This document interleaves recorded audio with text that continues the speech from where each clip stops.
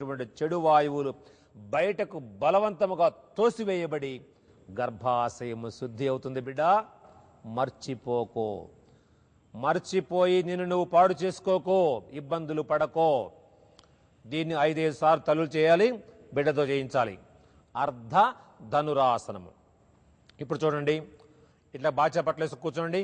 చకలం ముకలం బాచా పట్ల చక్క కూర్చొని చేతులు కట్టుకోండి. తల్లి చక్క కట్టుకోండి. అమ్మ మర్చిపోయినా మీరు అమ్మకు గుర్తు చేయాలి.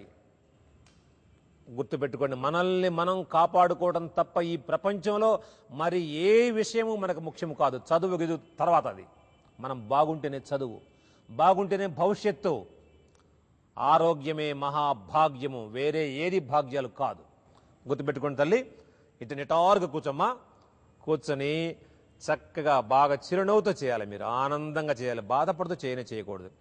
కూర్చొని చక్కగా పొట్టలో గాలంతా వదిలేస్తూ మెల్లగా ముందుకోంగండి. చక్కగా చేతులు వెనక చేతులు పైకెత్తండి. ఇంకొంచెం కూడా పైకెత్తచ్చు చేతులు మెల్లగా. ఇప్పుడు మళ్ళీ గాలి తీసుకుంటూ మెల్లగా పైకి లేవండి. మెల్లగా గాలి తీసుకోవాలి. ముందుకు వంచేటప్పుడు గాలిని బయటకు వదలాలి, ఎందుకంటే పొట్ట వంచుతున్నాం కాబట్టి. లేచేటప్పుడు గాలి తీసుకో. ఇప్పుడు ఏమవుతుంది, కింది పొట్ట మొత్తము సాఫ్ అయిపోతుంది. ఇంత పొడుగు పెరిగిన పొట్ట దగ్గుతుంది. మలమూత్రాలు సాఫీగా విరేచన ద్వారా వెళ్ళిపోతాయి. అదేవిధంగా గర్భాశయం శుద్ధి జరుగుతుంది.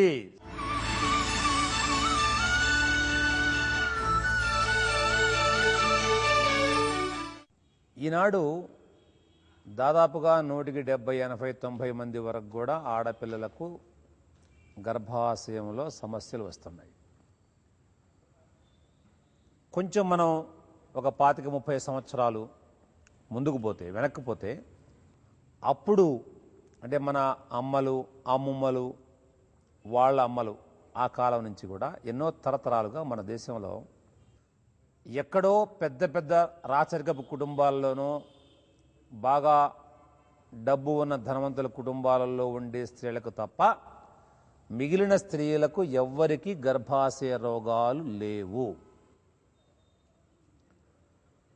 అందరూ శారీరకంగా శ్రమ చేసి బ్రతికేటువంటి వాళ్ళు కాబట్టి 10 మందినో, 15 మందినో, 20 మందినో కన్నటువంటి స్త్రీలకు కూడా సహజంగా బహిష్టు దానంతటది ఆగిపోయేంత వరకు కూడా గర్భాశయములో ఈ గడ్డలు రావటము కానీ ఇట్లాంటి సమస్య లేదు. ప్రాచీన కాలపు గ్రంథాలలో స్త్రీల వ్యాధుల్లో చాలా తక్కువగా ఉందని మనకు స్పష్టమవుతూ ఉంది.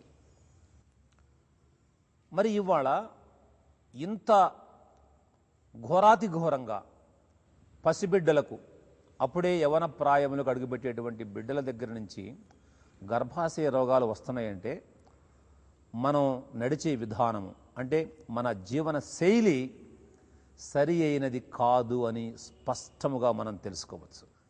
ఈ నిజాన్ని గనక మనం అర్థం చేసుకోలేకపోతే ఈ సమస్యలో నుంచి ఎప్పటికీ బయటపడలేం. ఇట్లా మొత్తం అందరూ దెబ్బతినవలసిందే. కానీ తెలివిగల జాతి లక్షణం ఇది కాదు.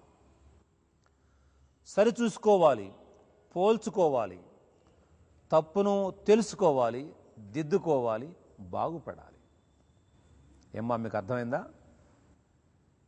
ఇంతకుముందు అందరూ మోటు మనుషులని, అది మోటు కాలం అని, ఆనాడు నాగరికత అనేది అసలు దేశంలో లేనే లేదని, ఇంగ్లీషు వాళ్ళు దేశంలోకి వచ్చిన తర్వాతే కొత్తగా ఆధునిక నాగరికత, అద్భుతమైన నాగరికత మన దేశంలోకి వచ్చింది అని చాలామంది చెప్తున్నారు. ఇవాళ చాలామంది మేధావులు గొంతు చుంచుకున్నారు కదా. మరి వాళ్ళందరినీ దీనికి సమాధానం చెప్పండి. ఎందుకు ఇవాళ ఇంతమందికి ఈ సమస్య వచ్చింది? బిడ్డలు ఏం తప్పు చేశారు? 40, 50 సంవత్సరాల వయసు ఉన్న వాళ్ళకి జబ్బు వచ్చింది అర్థం ఉంది. కానీ 16, 17 ఏళ్ల పిల్లలకు గర్భాశయంలో గడ్డలు వస్తున్నాయంటే ఇవాళ జీవన విధానం సరి అయిందా? కాదు. భేషజాలు అవసరం లేదు, మన మాటే నెగ్గాలనే పంతం అవసరం లేదు. ఇక్కడ కావాల్సింది నిజం కావాలి. ఇవాళ ఎదిగేటువంటి బిడ్డలు రేపు భావి తరాలకు, వచ్చే తరాలకు నాయకులు అవుతారు. వాళ్ళే పరిపాలిస్తారు దేశాన్ని, జాతిని వాళ్ళు నడపాలి. కానీ నడిపేటువంటి బిడ్డలు చిన్న వయసులోనే మొగ్గగా ఉండేటువంటి ప్రాయములోనే ఇలాంటి వ్యాధులతో కృంగిపోతూ ఉంటే భావి భారతం యొక్క స్థితి ఏమవుతుంది? అది మనం పెద్దలు ఖచ్చితంగా ఆలోచించి తీరాలి. బిడ్డలు, మీకు మంచి అద్భుతమైన ఆహార కానుక 100 గ్రాములు ఎండు ద్రాక్ష, 100 గ్రాములు తిప్పతీగ పొడి. తిప్పతీగ ఈ ముక్కలు అమ్ముతారు, తెచ్చి దంచి జల్లిస్తే పొడి తయారవుతుంది. 100 గ్రాముల పొడి. ఈ రెండు కలిపి చక్కగా బాగా దంచి ముద్ద అయిపోతుంది. రోలు బాగా శుభ్రంగా కడిగి దంచండి. దంచి ముద్ద చేసి ఒక సీసాలో పెట్టుకోండి, గాజు సీసాలో. ఉదయం సాయంత్రం ఒక 5 గ్రాముల ముద్ద బుగ్గన పెట్టుకొని కొంచెం నిదానంగా చప్పరించి తినండి. మంచినీళ్ళు తాగండి. నెల ఎక్కువ కాకుండా తక్కువ కాకుండా సమస్థాయిలో వస్తూ గర్భాశయము ఎల్లప్పుడూ శుద్ధిగా ఉంటుంది. తిప్పతీగ అమృతలత కాబట్టి దాని అసాధారణమైన ఓషధి ప్రభావం వల్ల భవిష్యత్తులో ఏ వ్యాధి రాదు.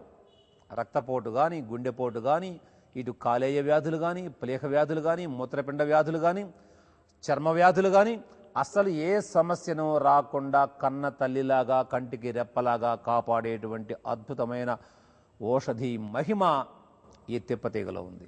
దానికి మరణం లేదు ఆ చెట్టుకి, అది రసాయనము. ఈ చిన్న ప్రయోగంతో హాయిగా మనం జీవించవచ్చు. ఇదేం పెద్ద ఖర్చు అయింది కాదు, కష్టమైంది కాదు, 1% కూడా అపకారమైనది కాదు. 2 సమపాళ్ళు తీసుకొని దంచుకొని రోజు ఒక 5 గ్రాముల ముద్దను చప్పరించండి. చప్పరించి ఇప్పుడు జీవన వేదంలో చెప్పినటువంటి ఒక్క 10-15 నిమిషాల పాటు ఆ ఆసనాలు వేయండి. సౌందర్య వేదంలో చెప్పబోయే ప్రాణాయామం చేయండి. అంతే. మీరు ఎక్కడికి వెళ్ళే అవసరం లేకుండా హాయిగా చదువుకుంటూ మంచి ఏకాగ్రతతో మీరు కోరుకున్న గమ్యాన్ని చేరగలుగుతారు. ఇంతకన్నా మానవుడికి వేరే ఏది అవసరం లేదు. మంచి ఆరోగ్యము, ఒక మంచి స్థానము మనం సంపాదించినప్పుడు ఇలాంటి మంచిని మనకు అందించినటువంటి మన దేశమాతకు, మన భూమి తల్లికి మనం రుణపడి ఉంటాం. కాబట్టి మీరు పెరిగి పెద్దవాళ్ళై ఒక మంచి స్థాయికి వచ్చిన తర్వాత ఈ దేశము కోసము, ఈ దేశ సంక్షేమం కోసం మీకు చేతనైనటువంటి సహకారాన్ని అందివ్వాలి. అదే దేశమాత రుణం తీర్చుకోవటం అంటే. అలా రుణం తీర్చుకున్నప్పుడే ఈ జన్మ సార్థకం అవుతుంది. ఇది కాకుండా నువ్వెన్ని చేసినా జన్మ సార్థకం కాదు. కాబట్టి తెలుసుకుంటూ చిన్న విరామంతో సౌందర్య